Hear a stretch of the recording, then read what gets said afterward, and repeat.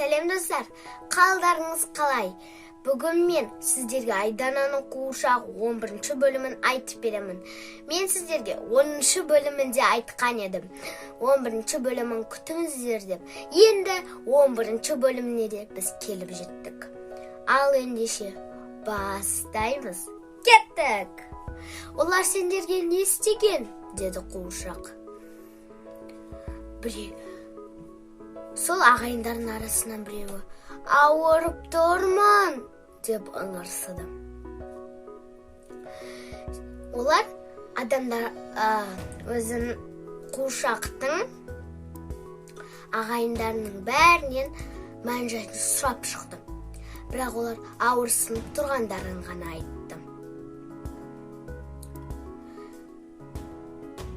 Сөйтіп сол ағайындарының ішінен бір кәрі кісі бері кел деп қуыршақты шақырып алды. Қуыршақ қасына барды.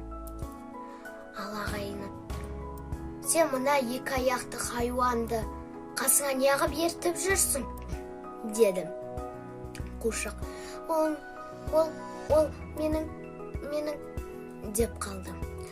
Шынымен де ол Айдананы қалай таныстыранын білмей қалды. Кәрі ағайын айтты: кімің болса да оны қасыңа ертіп алма. Олар біздің жауымыз. Олар бізді өлтіргісі келеді. Олар біздің... Ол адам өзінің кеудесін ашып былай деді: мына маржантастарды адамдар біздің немізге салады, біздің кеудемізге салады. Олар біздің кеудемізге маржантастарды салады да, 20 тас. Сосын оны қайтып алып, қайтадан 20 тас салып қояды. Оларға біз емес, біздің ішіміздегі маржантасы керек. Сондықтан да олар біздің досымыз емес, олар біздің жауымыз, деді.